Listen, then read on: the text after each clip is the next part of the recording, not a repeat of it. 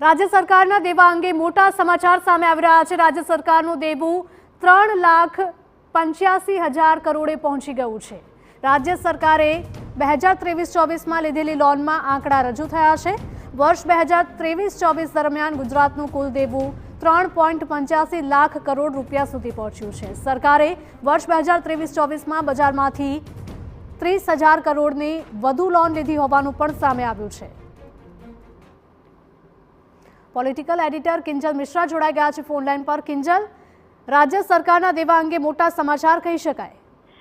जी बिल्कुल, राज्य सरकारना देवा अंगे महत्वना समाचार आवी रह्या छे कि जे प्रमाणे वर्ष 2023-24 में 30,500 करोड़नी लोन हती ते लेवामां आवी छे। એટલે કે રાજ્ય સરકારના દેવામાં વધારો થયો છે। અંદાજે 14,281 કરોડનો વધારો છે તે થયો છે। એટલે કે જે કુલ દેવા અને અન્ય જવાબદારીની રકમ હવે 24,534 કરોડ પર પહોંચી ગઈ છે। જાહેર દેવાની સામે વ્યાજ ખર્ચની વાત કરવામાં આવે તો જાહેર દેવા સામે વ્યાજ ખર્ચની રકમ 24,473 કરોડ છે, જ્યારે કે વર્ષ 2023-24 દરમિયાન ગુજરાતનું કુલ દેવું 3.85 લાખ કરોડનું થયું છે।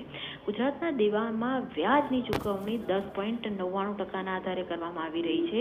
જીએસટીના કારણે રાજ્યને થતી આવકના નુકસાન સામે રાજ્ય સરકારને 10,693 કરોડનું વળતર છે તે મળ્યું છે। જો કે રાજ્ય સરકારે કેન્દ્ર તરફથી જે લોન પેટે 22,281 કરોડની રકમનો અસ્વીકાર કર્યો છે। રાજ્ય સરકારની કુલ મૂડીનો ખર્ચ 4.35 લાખ કરોડ દર્શાવાયું છે, પરંતુ રાજ્યના દેવામાં વધારો થયો છે એ સરકાર માટે ચિંતાનો વિષય છે।